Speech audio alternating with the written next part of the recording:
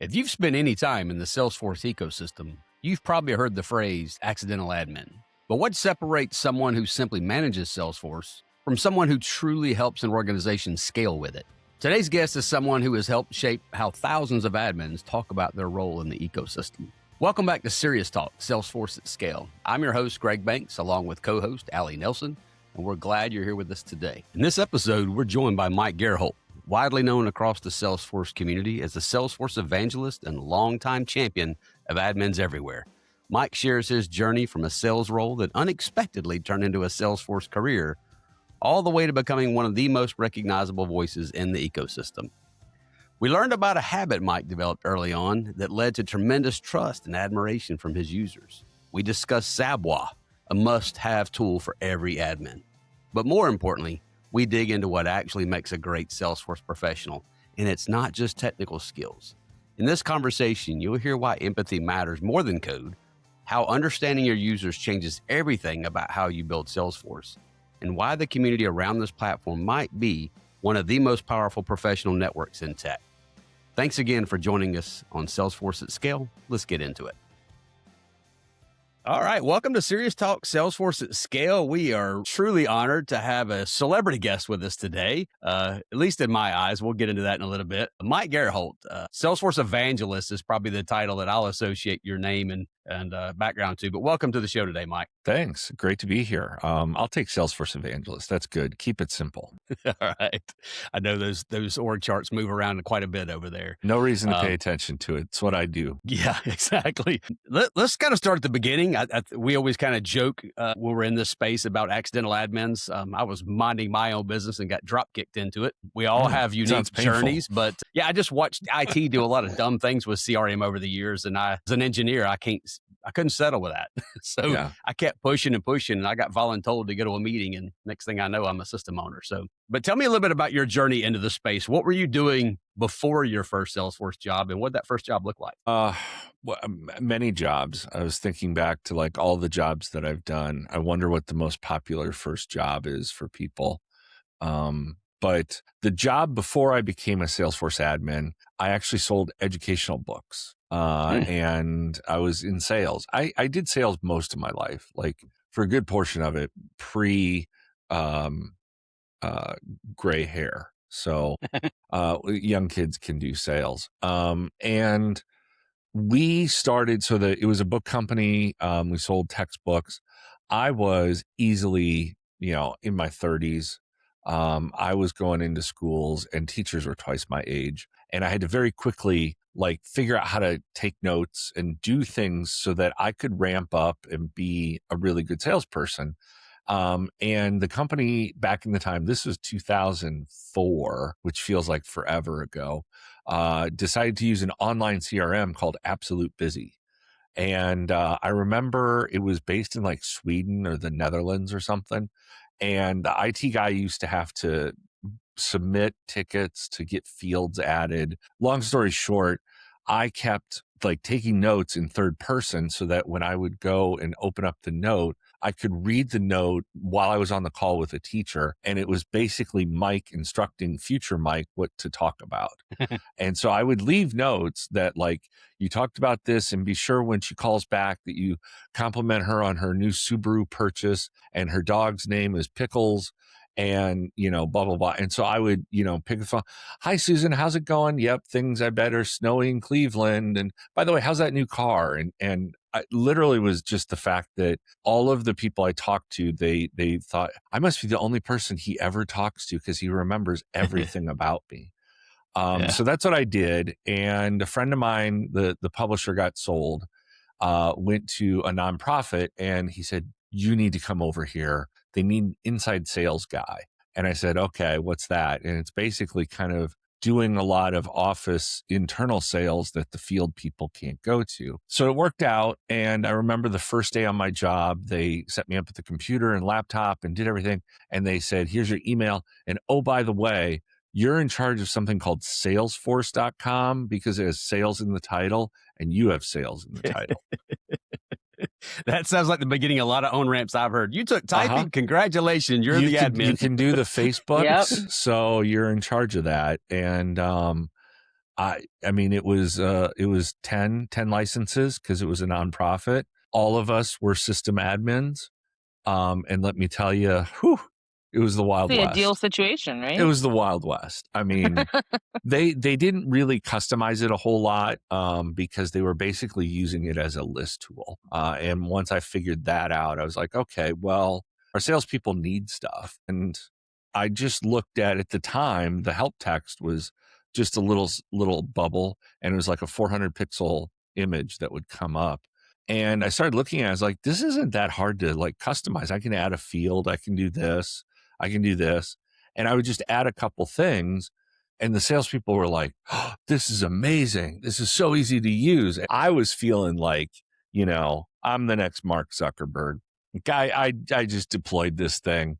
Like, look at the thing on the internet that I built, And so that would be my first job. And I still wasn't the admin. That's probably like an entire other podcast, but I did get to the point where I was the only profile that was system admin, but that took easily 3 years. Yeah, and I'm just going to be context.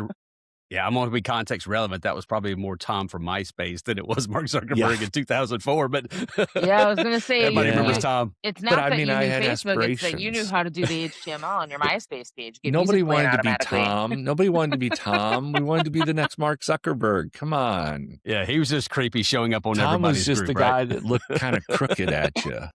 Yeah, exactly. So how long did that? I mean, this Wild West, but you're in the office. Like, how long did that go on? I can imagine with 10 admins and a 10-user org, you had to have some meetings. Yeah, so there was a little bit of turnover in leadership, and I think once I kind of got what they were trying to do, which was basically just manage a customer list, that we also got new leadership that really wanted to be proactive in sales, and they really wanted some sort of sales process. And they started looking at other tools, and I was like, well, but this is what Salesforce is built for. And I just started prototyping different things because you could get a free developer org. And the developer org was, and it still is, like big enough that I could build something out based on everything I was hearing in all the meetings I was in.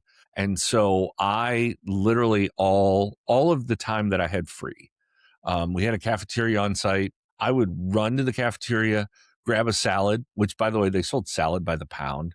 I thought it was so weird. So I was like, okay, well, if I just get lettuce and all of the weight is in the dressing, right? Mm-hmm. So I would run and get a salad and then run back, because if I didn't eat at the cafeteria, I had like 45 minutes that I could build something. And I just built proof of concepts and showed them to at the time, the president of the division. And they were like, yeah, that's what we're looking for. How long will it take to get this? And I'm like, well, this isn't a developer org. I have to rebuild this. And it was literally just the fact that none of the other 9 people were interested in doing that. They all had different roles. I was looking for something that was like my role plus plus. And once that started to happen, we started to add more licenses, because they wanted, well, if sales is doing it, we have a call center that was across the street. Our call center people are getting phone calls, but they don't have access to the notes that the salespeople were taking. And I was like, I can fix that.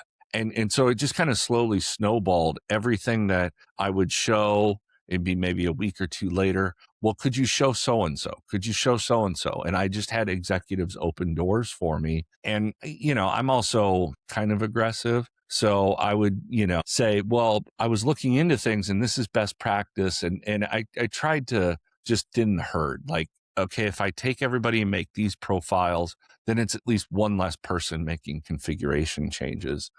And it probably took about 3 years, but I think I got us up to like 30 or 40 users somewhat organically that way. And then it got to a point where we had a new president come in. He really had an aggressive sales plan. And I said, hey, I can help you with that. Let's sit down and map it out. And oh, by the way, I'm going to need like a week where I take all the users offline and kind of rebuild Salesforce. And I think that to me was like the line in the sand where he was like, okay, so you know how to rebuild the ship. You're now the captain of the ship. So you drank the Kool-Aid really early on, and it was clear to you this was a this is a ride you wanted to go on, it sounds I like. mean, it was also, I think there's something, I can't put my finger on it. And people either have it or they don't get it. And that's fine. But there's something like when you do your first configuration, and for me, I remember it was a field dependency, a pick list dependency. Do you remember when you could okay, so if it's television or something, and then I remember doing that and rolling it out at a sales meeting. And I mean, they looked at me like I was a wizard, like I had just invented time travel. And I just remember and it worked. That's the other thing is 2005 tech was, we were deploying code like maybe this works. I don't know. And it worked consistently and it worked for everybody. And it was just it just gave you this feeling of oh no, I can do this. There is more talent inside me than just being able to talk people into things. For sure. And I think that a lot of people too tend to think that, especially with how much Salesforce can do now, a lot of people believe oh, Salesforce is too complex for me. I don't think we'll find value from it. But little changes like that can significantly help someone's workflow and the process that they're working with. And it doesn't have to be complicated. And that's something that I think I always try to bring people back to basics. I'm no. Even just having a place to log your information, right? Even just having a system that puts kind of those data guardrails around can significantly improve your business process, especially if you're doing things manually. For sure. And I'll add that you didn't graduate from NASA. You weren't pursuing a degree in engineering when you came on this thing. You were kind of minding your own business as well and just saw an opportunity. But one thing I heard you exude, and this is segue into my next favorite topic, is the soft skills. You listened, you paid attention, you followed through. And I don't care what your technical skills are. If you've got some personal skills, just a kind of a sense of pride of doing right by your company and this opportunity, it goes so far. It's very similar to how I got drop kicked into the space was, okay, he listens, he cares about other people. He's not selfish. He wants to bring a good product for us and whatnot. So that segues into my favorite topic, Mike. This is circa 2012. I'm about 8 months on my journey in. We had hired a consultancy to come in.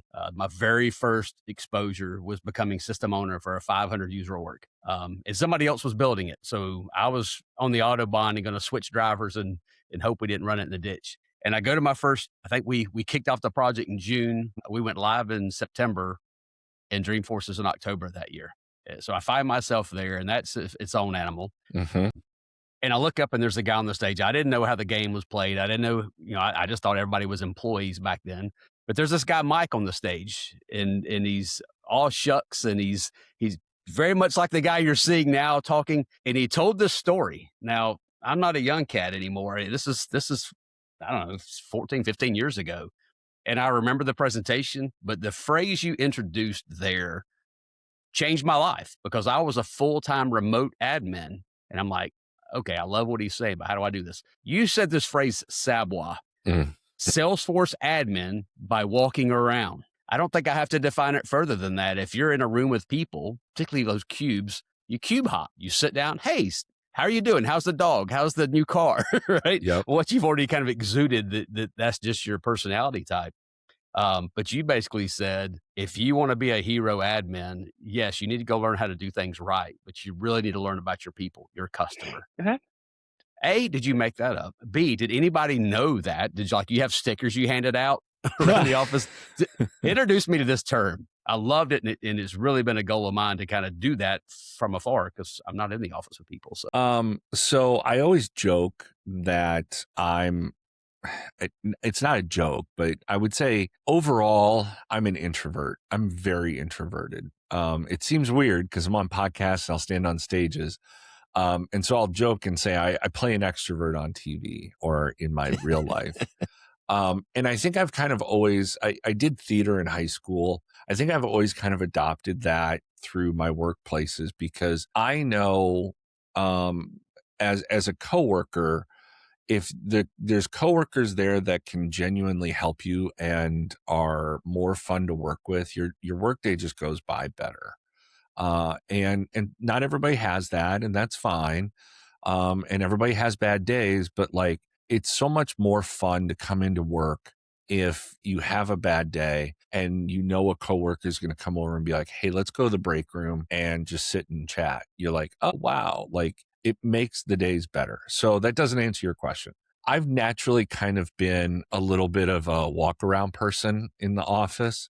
Before I became a Salesforce admin at the book company that I sold at, we did everything in-house. So the authors were in-house, the editors were in-house, sales was in-house, marketing was in-house, and then there was a huge wall and like the warehouse was in-house and sales sat by the warehouse. So I know exactly what a forklift sounds like backing up every time. But you got to know, like, it was very much family, and you got to know every single person that worked on all of the books that you sold. And for me, it was important because I represented them to the teachers, and the teachers had questions, and I could go and be like, well, I'm not going to make up the answer, mostly because I didn't know the answer, right? Like some of these are like 8th grade geometry, and I'm like, I have no idea what's going on here. Put the trapezoid with the triangle, maybe? I don't know.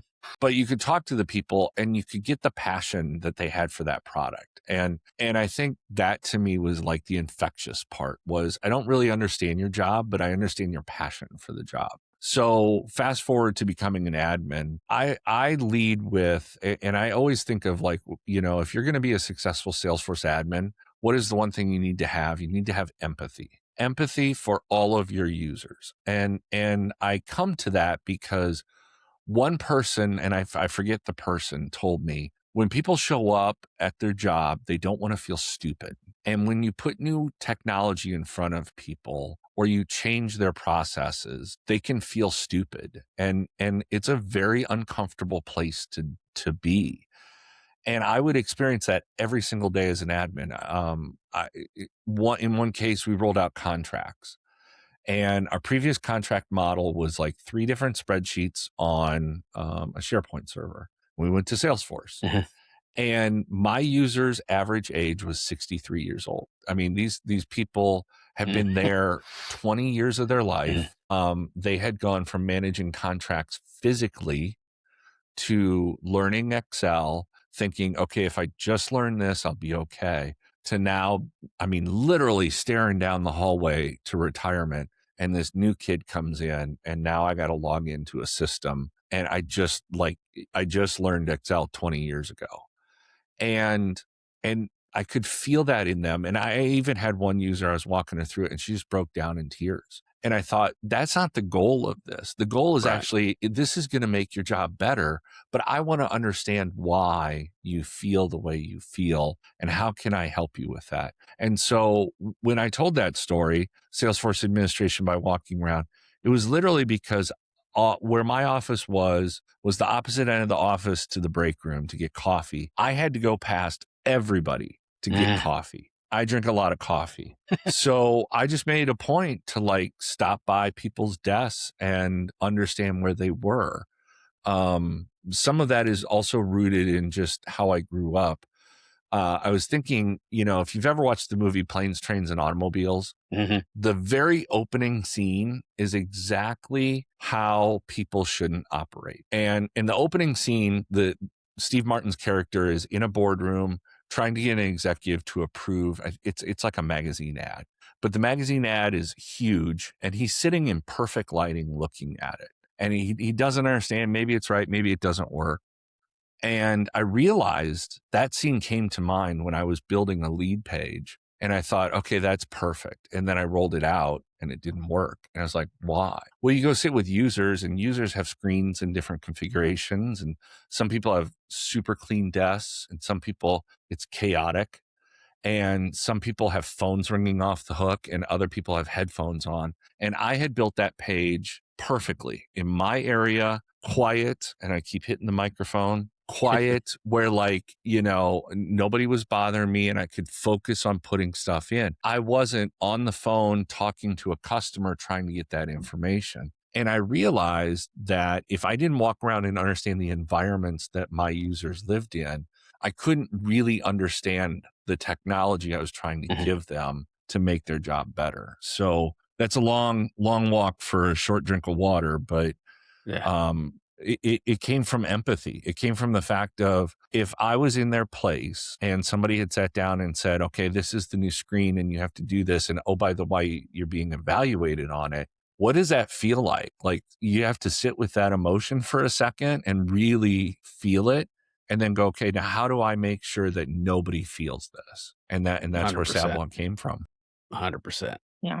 And what I really like about SABWA too is that it kind of highlights how Salesforce is kind of unique in the tech industry in that I think a lot of people like me, I was not a tech person. I did not go to school for tech. Kind of have trouble envisioning themselves in careers in the tech space. I have a degree in mass comm and public relations. Mm-hmm.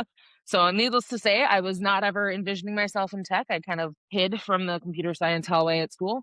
But a lot of the skills that you're talking about, not only Salesforce Admin by walking around, but Salesforce BA by walking around, Mm-hmm. Salesforce Dev by walking around, it Yep. highlights kind of that need for those communication skills and being able to relate to people and understand what they're talking about through empathy. And I love that it really highlights that there are other skill sets needed. And I think that there's a really big opportunity for a lot of folks to say, hey, I know you probably don't see yourself in the tech space, but you do have really strong communication skills. You do have really strong design skills. A ton of BA work is being able to design something that people are going to want to use. I've seen some lightning pages that are a little lackluster, a little rough. Yeah. But not intentionally. It was just No, built not at to all. that person's level of skill. Right. And I Right. think, everybody, how do I become an admin? What's the key? How do I be, we'll get into this, but, or not. Yeah. How do I be like you? Don't. It's a convoluted journey that includes selling hats and sweaters Yeah. and test prep material. But it's, you have to be empathetic and communicative first. You have to act like a leader and then realize you can learn the skills. And I think people start backwards. They like, what are the skills I need to learn? Now you will learn the skills. Mhm. It's how do you intend to gather that information, understand the company's needs, and communicate that out? Because if you start there, you can always learn the skills. The nice thing is everything you look at in the world was built by somebody. That means somebody figured out how to build it. That means you can figure out how to build it, Right. because you're a Right. somebody too. I think that was a culture shift prior to Salesforce, prior to SaaS. Mm-hmm. When it was client server, there was a group of nerds that were locked in a room, generally didn't talk to people. Like they didn't go to the lunchroom to get coffee. They sat in the, or they didn't have a reason to leave their space until they had to go home, which meant not only did they not have empathy, they didn't really understand processes. So they would hear 10% of what they need. They would run into the room. They would write a bunch of code, make a program, Mm-hmm. and then shove it back to whoever. And there was always this canyon between what I want and what they're building. Right. To me, Salesforce bridged that gap where in the Venn diagram, just a lot more of those people who know what's going on were now in the technical circle a bit. So there's overlap, and empathy has to be something that comes out of it. But there was also to think, this was something the original implementation partner we used said, an admin's job is not to say yes. You can't say yes to everything. What you want to do, to your point, is go learn these things, learn about the tool. And then as I'm having conversations with my customer, my coworkers, I'm hearing what they're saying, but I'm running through the filter of how the tool works. So Mm-hmm. that's not just a design where I go away and build it and hope they accept it. I'm actually trying to drive the conversation in a way to make sure that I'm aligned to what they're doing by how I think I'm going to build it. And they always would tell me, think like an owner, not just an admin. And that is a different skill. And frankly, you probably have to do it wrong a couple of times before you really understand that lesson. But good stuff. One thing we try to do on this particular series, Mike, I was there for one original implementation, oversaw it for 11 years, went from 500 to 1,500 users, just held on, right? Mm-hmm. Through reorgs and acquisitions and all these things, trying to keep my skills up with where the company was trying to go. And the walk away from that when I left that company was, I don't know if anybody really knows on the front end, when you agree to put Salesforce in and you really want to maximize your ROI, what does it take to properly own that, to be a good steward of it, to leverage all the power that's in it? It's not a project. It is a new culture you're putting in your company. Mm-hmm. And if I always say the go live is actually a start line, not the finish line. So talk a little bit about, in your mind, how because I don't know how many you've been around seeing that, but in your mind, how do you break that down? How would you, if your best friend said, hey, I want to do what you do, and I'm going to go over here and I'm going to get an admin cert, but I'm going to own this org. Talk to me about how you would convey to them the things that they need to wrap their head around. Empathy obviously is one of those things, technical skills obviously, but how would you break that down in your mind to some advice for your friend? Well, first of all, I'm glad you're pursuing a career in being a Salesforce admin, because there's a lot of companies out there that are looking for good admins. And it means that we can go to events together and I'll get to see you. So that'd be the first thing I'd say to my fictional friend, because now I have 3 of them. Yay. Yeah. They're popular, right? They're popular. But I think, the first thing that I realized is you have to sit down with leadership and you have to be unbashful about talking with leadership and its goals.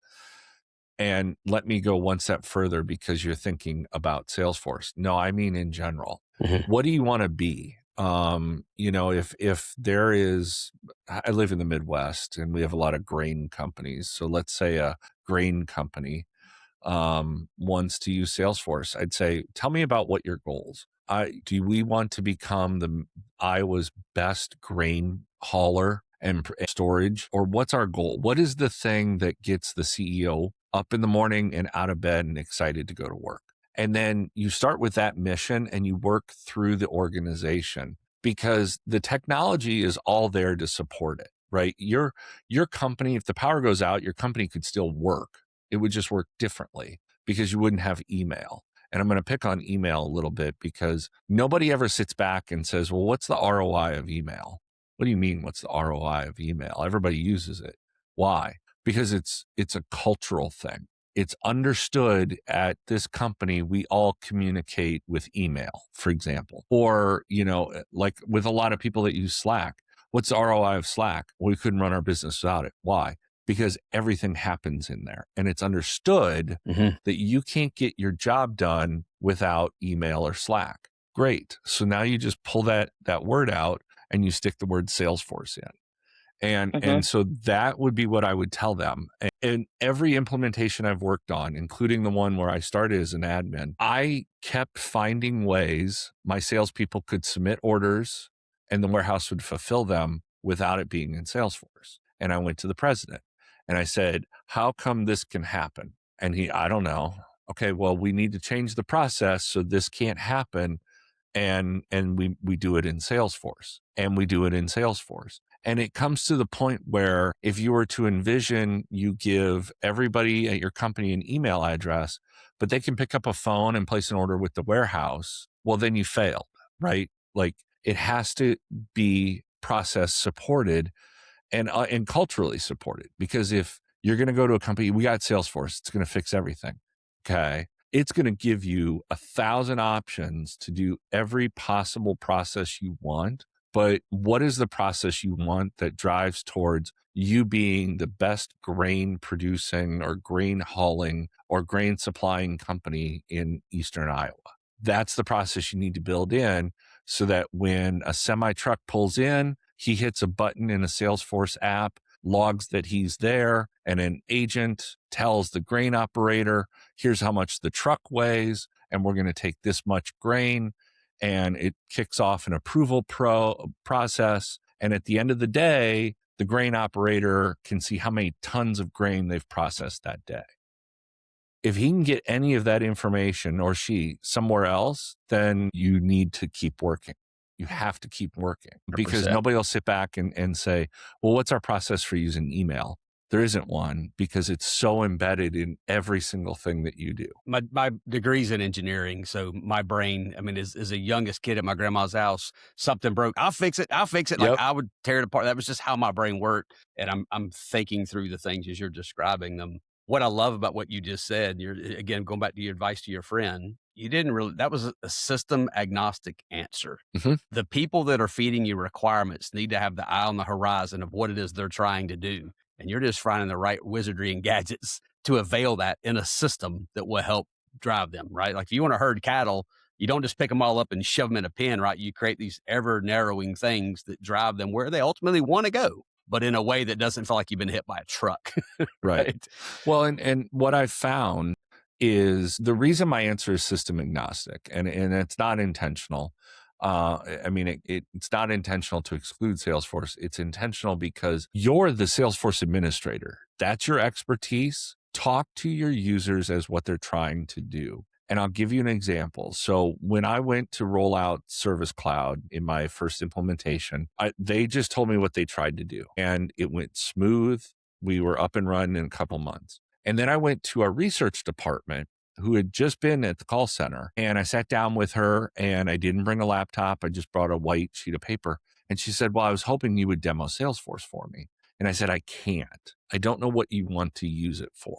I don't know what you want to get out of it. Well, I just want to see it. Well, I can shoot you 1,000 YouTube videos, and I could send you a YouTube video on driving a Ferrari, and it would give you the exact same information. And she looked at me as like, I'm not trying to learn how to drive a Ferrari. I said, but it could help you, because I can't show you I can show you the tech. If you're concerned about the tech, absolutely, I'll show you the tech.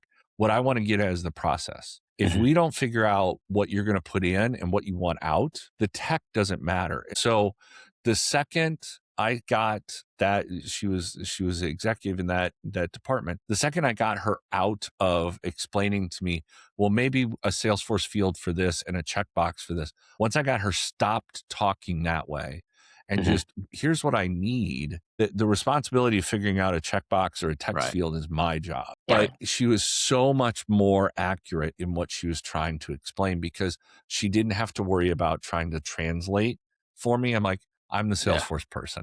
Just tell me what you want. This is my job. I've earned this seat at the table. You tell me your business process, because you're the stakeholder for it. Right. Person who builds demos, you're speaking my language now. Yeah, I mean, just tell me what you want to try and do, and then let me give you 2 or 3 different versions. And like even the contract process, I remember sitting down and they're like, okay, so at step 5, we need to be able to attach this spreadsheet. And I was like, huh? What? Why? And because a spreadsheet is a mini database, right? It's a table with rows and columns and fields. And they said, well, we need to know like all of the other places this could be distributed at. And I was like, time out. Like this is now additional data that needs to live in Salesforce. It's not just attaching a file. And that wasn't their fault. But I said, so we need to stop here, because it's not the old system was attached the file. The new system, here's what we have now available to us at Salesforce. And that's the ability of like, tell me what you're trying to do, and I'm going to give you kind of the bare bones answer. But then I'm also going to go, but what if we did dynamic pages and we have agents that are answering questions and offering, red lines to the contract? Now it's like, wow, wait a minute. I went from a spreadsheet to I can do a few clicks and review edits and get this contract out faster. I've got scars from contracts. It's funny you picked that object, because I started it in 2004. Classic was the animal, and contracts was almost like something Salesforce didn't think through. Like it's tied to the account and the cred, and a lot of other things, and the org-wide defaults and whatnot. There's just some weird elements about it. But one of the greatest things, to your point, when people think about contracts, they have a start date and an end date. Then what? Well, don't drop the ball. Make sure you go pick it back up again. It does reminders. And it took me a year to get everybody excited about that. And about that time, Salesforce rolled back a feature on how it did that. We had to go rebuild it all in workflow before Process Builder and Flow. We had to do workflow rules to redo some of that stuff. But again, they were thinking, I have this client, they buy X product, I've got them on board, and they still had all the legal jargon where they wanted to attach stuff. But at the end of the day, who owns it? What account is it tied to? We even started categorizing what type of contract. Was it an evergreen contract? Or was it a perpetual renewal? Whatever those things were, it was built the way they think. And then everything else was a bell and a whistle they loved. Like, you're going to tell me 90 days out, hey, by the way, this is coming up. Go get involved. I don't have to put that in my personal calendar and hope it doesn't crash. I don't need sticky notes or notepads or anything. Like, even the old guys got excited about that. Yeah. Go ahead, Allie. Sorry. Yeah, I think that a lot of people, it is really tough to kind of envision, because ultimately, whenever we're talking about this is what the system can do for you, I'm saying, here's a big old bucket of Legos. You can build anything you want. And they're like, well, all I see is blocks. What is it going to be? And I'm like, okay, well, I can build a princess castle when what you need is a Lego helicopter. Building a castle isn't going to show you anything. And so it's always really interesting to see kind of how that visualization piece plays in for a lot of people, because until they see it in the context of what they're needing built, and at least seeing we can build vehicles, that gets us a little bit closer and like, okay, now specify what you need from here. It's always really a fun back and forth of, hey, yes, this is what we're showing you, but you can really do anything, Yeah. you know? Yeah. Nowadays, they've got Lego pieces to do anything. Mike Martin can tell us about that. Lego bricks. Lego bricks. It's Bricks. Sorry, bricks. I will say, so I fear somebody could be listening to this and saying, well, yeah, but I mean, Mike's been doing this for like 20 years, and Greg's been doing this, and Allie's been doing this. I've been doing this for 3 or 4 years. I don't know all this. I promise you, the ability to build what the company's asking for, I bet you have 98% of that skill. Mm-hmm. Agree. Absolutely. And even if you don't have like all the super fancy stuff, just polishing some rough edges really gets you far. And so what do I mean by that? Fixing a page layout, doing a dynamic page gets you far. And it's the adage is what, eat the elephant, but it's literally a step at a time, because the amount of change that you're also introducing to your organization can be commensurate based on your skills. And so I remember the one salesperson, we had to do this insane sales process where it scored opportunities based on a scale of 1 through 12, and step 13. So 12 was closed won, 13 was closed lost, and it had to return a score based on that. So if you were at stage 5, your opportunity was scored a 5. And the executive was like, so at stage 13, it returns a 13. And I remember sitting there and thinking, okay, so this is when Mike either has a job or doesn't. But I said, well, sir, one quick clarification. If the goal is to get the highest score possible, everybody's going to lose their opportunities because it scores it at a 13. I need to score that at a 0. And I remember I brought that up and I was like, oh, you can feel the heart beating out of your chest. And they're like, oh, good observation. Can you build that? I had no idea, 0% idea how I was going to build it. I ended up going to Twitter at that time and finding somebody that helped me with 10 different workflows. And that's how I executed it. And it was massive. Flashbacks. I was at a Southeast Dreaming event 4 years ago, and there was a bunch of admins in the room. And it's the first Dreaming event I'd been to. And I don't remember what the topic of the particular breakout was, but ultimately what happened was you had a bunch of people who were young in their admin career highlighting what you just described as, well, I'm in the room with a VP or so-and-so, and they're asking for some dumb stuff. Like, how do I push back? And this went on for 15 minutes. Like, the guy that was presenting completely lost control of the room. And I finally raised my hand and said, look, you're the only adult in the room in a room full of children. And your job is not to make the kid happy. Your job is to keep them from sticking their hand on the stove. Don't do something they're going to regret. And now you got to redo. Why didn't you bring it up before? So it's not a hero complex. It's just more, to your point, if I know a little and I stay just ahead of what my users know, they're not going to dream bigger than I'm able to do it. I can learn that. Click not code is a real thing. So hopefully people will understand that. Well, and I think go ahead. There's also this idea that like learning some of these things is going to be a huge challenge, but every skill that, between the three of us, we've got close to 50 years of Salesforce experience.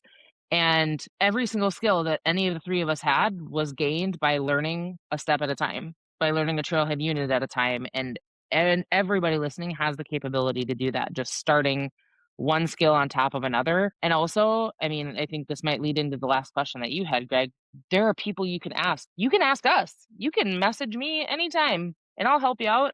There's a huge community of people who you can ask for help, and somebody has dealt with the problem before, I promise. Well, it's only a problem if you perceive it. I think one of the things that I was maybe too famous for at some jobs is I would say, so why are we doing it that way? And people would look at me and like, because. And so, it's not that I'm challenging the tech or I don't want to deliver this. Is there a way I can maybe smooth out some process and make this easier on everybody? And I mean, infamously, one of the sales processes was, well, I need an email alert every time an opportunity changes stages. And I'm like, you have 14 salespeople out there with, I mean, 50 opportunities each. Let's talk about 10,000 emails in your inbox. And I think as a leader, which as any of them, admin, developer, architect, you're the leader. You have to act like a leader. You're not just that. You're a seat at the table. You're the expert. Hey, here's what happens if I do that at scale. Yeah. Yeah. And I've seen this, I don't know how many times, and I always straddle the fence because as an engineer, I'm trying to break it down in my head while people are talking. And I think there's an advantage to being an in-person admin versus a virtual. Because in a virtual, by definition, at most, you're going to get an hour at a time with these people every other week. If you're in the office, you're at the water cooler, you're at the coffee pot. Hey, I was thinking about something. And so you've got to find a way if you're virtual to have those types of conversations. It's what I love about Slack, to be honest. I love Chatter at my last job because we used it a ton. But what I loved about it was informal conversations. If you would simply take the time to ask the question, it opened the doors. But what I struggle with and what I ultimately gave into, I was tempted not to do it, but every time you can get in front of a user of some stature, right? These are your upper echelon people, because they've all sat in meetings. If they got into leadership, they weren't always there. At some point, they asked for something and they went away for 6 months before they saw it. But now in the meeting, especially if you got a team of 2, I can look to my tech lead and go, hey, add that field to the screen and sort it alphabetically. And while we're talking, right? And I go, hey, refresh your page real quick. Take a look at this. And they go, kind of wizard are you? That's got to be voodoo. And what that does is not about hero. It's about helping them buy into my vision can become real. And that's ultimately what your job is, right? Learn just enough to stay ahead of them and help embrace their dream with guardrails. Some of their dreams are reckless, but if you can do that, then you got a good chance of a long, successful career in an admin. Yeah. Yep. All right. Last question, Mike, because we could inevitably do 93 pig trails from here and each one become an episode. Well, that would be fun, wouldn't it? Yeah. So I'm old enough chronologically and by mileage to have been around before communities were here. So in 2004, when you got in 2010, 2011, when I got in, you could throw things out there as a comment on a YouTube video or on Twitter, and you kind of throw it to the abyss. You could tag people, right? I don't know how many times I tagged Steve Moe back then because it was the only person I knew and the only way I could get to it was on Twitter. But communities, I would argue, Salesforce has not done anything in the last 20 years that's more impactful than creating a place. Allie was kind of setting this up where admins can reach admins, right? You don't have to have the advanced contract with Salesforce to get these answers. In fact, that might be the worst way to go, because if I can have an informal conversation with you in a community, it's very much like Chatter or Slack, right? Say, hey, Mike, I got a question about this formula we talked about the other day. And 3 and 4 back and forth. We're done. I've got the answer. I hadn't taken more than 90 seconds of your day. My customer loves me. I contend this is the single best thing Salesforce has done. But could you, for those who maybe have never joined a community, right? Maybe they searched for a problem and it led them into the wormhole and they found one and that's where the answer was, but they don't even know where they found it. It was just a Google result. Right. Describe what communities are. And maybe how you see that being like just the magic sauce of how an admin can leverage that to your point, stay ahead of my customer. And where do you see that going? Like if somebody wants to get involved in that, how do you go about finding the right community to get involved? Boy, that's a whole podcast right there. I need drink some more coffee. With a frog in my throat. So let me start. I had to kind of contextualize this when I was thinking about this, because it's not the first time I've been asked this question. Communities, not the product, not the physical location, but the concept itself is literally whatever you get out of it. And I've used this analogy before. Maybe you heard this back in Dreamforce, but communities are kind of like a party. And it's exactly what you put into it is what you get out of it. And so if you think of it, if you go to a friend's house and maybe they're having like a holiday party, you don't just walk in, or maybe you do, and you shout your arrival and you ask everybody how they're doing and you interrupt conversations and then you leave. Okay, well, that's one way of doing it. There's a million different ways. I won't get into all of it, but you get kind of the analogy. communities, physical, technological, whatever, they're the same way. So the Salesforce community, I've had to think about this because sometimes when you're thinking of examples, it's best to swap out the word Salesforce for something different. Like, would I ever join an online forum of Hoover vacuum people? Like, maybe. I don't know. It depends on like how into vacuums I am, right? Yeah. But see, it sounds funny, but when you tell people the Salesforce community, they laugh the same way.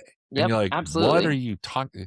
Folks, you have no idea how awesome the Salesforce community is. And like, I promise you, there's like an online aquarium cleaner community or something, and they take it the same way. And you're like, TikTok thinks that I belong to that community. So exactly. Well, of course, according to TikTok, we belong to a lot of communities. But so what would you want out of it? What should you join? Why should you get into it? First of all, I mean, yes, there's help and support. If your job and you feel very transactional relationship with Salesforce, the product, and that's all that you want, there's help, there's support. You don't have to go to a user group. You don't have to engage that next level. It's there if you want it. But what everything else brings is a sense of increased knowledge that you might not get, an exposure that you might not get, and help. So if you go to a user group, you don't have to engage. You can sit, you can listen. And maybe for you, maybe if you're like me and you're having an introvert night and you don't want to go, that's fine.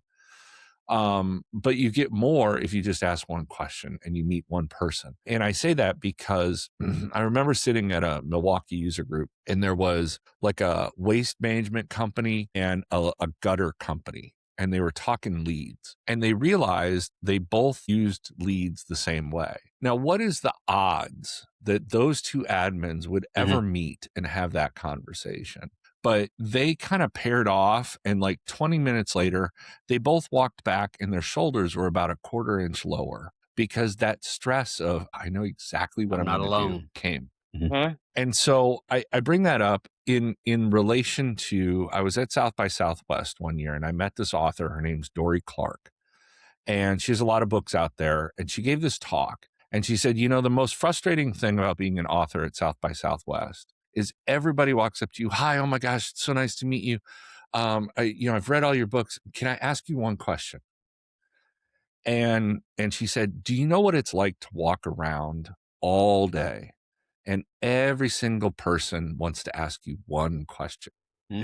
And, you know, in the audience, you're sitting there like, wow, sounds like a problem to have. And you're like, no, it really kind of cuts you down, because every question takes a little something from you, And in the community is that way too. If you walk in and you join a community, hey, I have one question. Well, you think of it like a bank. If everybody shows up and takes a handful of money, then there's no money left, right? Because nobody comes back. And she said, one of the things, and it stuck with me, if you're at an event and you run into somebody, rather than walking up to them and saying, oh my gosh, it's so nice to meet you, can I ask you one question? Walk up and say, oh my gosh, it's so nice to meet you. Is there something you need? Oh, I can't tell you the number of times I've like snuck behind like, you know, curtains to try and get a bottle of water to not be out in public, because I just need a bottle of water because I've been talking for 2 hours. And what that does is it opens up a level of conversation with people, because rather than coming with a want, you come with something. You're providing something. And when you show up to somebody and you provide them with something, the ability for them, you know, if you walk up and be, hey, Mike, it's great to meet you. Can you get you a bottle of water? Absolutely. I'm going to sit down and talk with you, because you just gave me something. I want to give you something. And I do the same thing in job interviews. See what I can get from being an employee, but what are you looking for a culture add instead of just a culture fit? How do I got bring this job. Right. How do what do you see me adding to your culture that's currently missing? And so it's that way with communities. You can be very transactional, or you can say, you know what, there's probably some knowledge to learn here. I want to learn it, but I also know I need to give back. And I always think, like, as I saw communities grow up through Chatter, the thing that always worried me was everybody's learning to ask a question, but no one's answering questions. And like the number of people that answer questions gets smaller and smaller and smaller. And it needs to be the other way around. The number of people that can answer questions gets bigger and bigger and bigger. Yeah. And it's because all of you have done something that's unique, that literally when you read a question, you're like, I don't know how to do that. Maybe try and do that on the side, because it might also teach you a skill, and then you can answer that person's question. And now, I mean, you've got a dozen more friends. I don't even know how many people I know because of the community. Yeah. There was a video, and every time this comes up in my feed, memory, whatever, I share it again, because there was a gentleman, I'm drawing a blank on his name, welcome to old age, but he was a professor at Carnegie Mellon. He was an Imagineer at Disney. Ooh. And he got sick and was about to die. And the university allowed him to give a last lecture, come in and talk about anything you want. And he did. And one of the examples in that was he had a kid who was a dreamer, and his dad always encouraged him to dream. So he painted his kid's room with chalkboard paint. Wow. And said, let your kid go wild. Worst case, you've got to repaint the bedroom before you sell it. Let your kid dream. And he said, you would not believe how my kid changed, so to speak, when you avail them that. So when employers don't understand enough about their people to open that door of opportunity, and I think as an admin with Salesforce, particularly if it's a new setup of it, there are no rules. You make the rules. You determine how that change request is going to come in, and what's the cadence you want to have and whatnot. It's so powerful. I think Dreamforce, honestly, is a physical manifestation of what you just described. I got to say, the first 2 or 3 Dreamforces that I went to, I was drowning in an ocean of acronyms. I was a brand new owner of an org. I was in a company that was buying 10 companies a year. We never got done acquisitions and integrations. I stayed there. And I really kind of got fed up going to Dreamforce. I'm like, they're never talking about what I want to know, which is exactly what you said. I want to ask you a question. I want to ask you a question. And it finally dawned on me about my 3rd time going out. If I would sit and absorb and be a part of this community, that I'm going to inadvertently pick up things that are going to be tools in my pouch 2 years from now that I don't even know I need yet. Yeah. And so that was the eye-opening thing for me. And it's why I love communities, because you like, I'm gonna run to this dude at Dreamforce when I'm gonna give him a hug. Like, this dude's helped me and he has no idea. Yep. It really is a cool culture. I've said Salesforce is a little bit like a cult. If you've ever had to hire an attorney and have him on retainer, right? There's a meter running and you're kind of scared to call him because it's going to feel like a fan got turned on and there's just money flying out. Salesforce is just the opposite.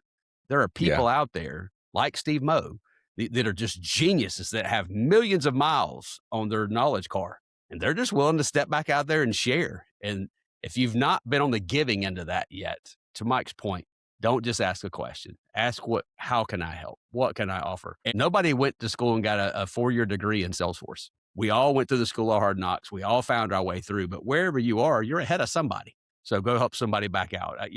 Man, remarkable way to summarize that, Mike. And yeah, you're right. We could do a whole nother episode on some of these, man. But I was so glad to connect to you, and I really thank you for coming on. I know when I reached out the email, I was like, who is this alien talking about SABWA? No, I knew right away. You kidding? I remember all these people. Plus, you brought me a water bottle at some event. Probably did, yeah. I had a backpack full of them. There was a lot. They didn't organize Dreamforce very good back then. I think I walked like 19 miles my first day at my first Dreamforce. Who says that's not organized well? That's keeping you in shape. You can eat whatever you want while you're at Dreamforce. Absolutely. Yeah. I mean, San Francisco's full of great food. You got to walk it off. You know what, Mike, this year, I'm going to roll up to Dreamforce. I'm going to come up with a sandwich from that sourdough shop across the street from Moscone and a water bottle for you. Oh, sounds good. See you in September. There is now, because we're getting ready for TDX, there is a Euro place across the street that is super good. It's been a few years since I've been out there. I need to make a road trip, catch up with you guys in person. But Mike, man, I just really appreciate you coming on, first of all. But second, I appreciate the fact that you're a giver in that light. You did it at Dreamforce back then. You continue to do it in communities. You do it through the podcast now. We'll put links to the podcast. I know that's something you take an awful lot of pride in, and you're one of the best at taking complicated things and delivering them in a way that it's the proverbial eating the elephant. Just a little bite, just a little bite. So if you're not following that podcast or subscribing to it, please do. If you get a chance to meet Mike in person, show up with a water bottle. Arm a place to sit. You have It's like just the right thing to 1,000 do. water bottles. Yeah. Well, Yep, everybody who's listening, I bring listened Mike to a water the bottle thing. when you Brings see a him at an water event. bottle. I'm the guy who would make that happen for sure. Just walk out of the bathroom, drink another water bottle. I'll be back in 5 minutes. Indeed. And then indeed. the real person Mike's going to want to talk to is the person who walks up and hands him a beer. Yeah, maybe at the bar. Maybe at the bar. Yeah, indeed. Well, truly, I wish you all the best, sir. I thank you for what you've brought to this community. Again, you made a huge impact on my life at the very beginning of my journey. It's probably why I'm still sitting here in the space today, because of people like you that chose to give back. So thank you for what you do. And I would encourage anybody, if you're your made up Mike friend and you're about to get into this, grow up and be like Mike. Give back, because you'll find in that you're learning more and getting more than you're giving. So good advice, sir. Thanks for your time today. Thank you. Talk to you soon. Cheers. Well, that's a wrap. Thanks for coming along with us today. If you've enjoyed today's conversation with Mike Gerholdt, take a moment to follow or subscribe to the show on your podcast platform of choice. It really helps other Salesforce leaders, architects, and admins discover the show. And if this episode resonated with you, please consider leaving a review and sharing this episode with a colleague, their leadership team, or someone in your network who's working to scale Salesforce at their organization. You'll find links and resources related to today's discussion in the show notes, including recommended content if you want to go deeper on the topics that we covered. If you have questions or ideas for future episodes, we'd love to hear from you. Reach out to us at serioustalk@serioussolutions.com. Email address is in the show notes. And a special thank you to Jason Fowler for allowing us to use his song, Mystery Road, for the show. Thanks again for listening, and we'll see you next time on Salesforce at Scale.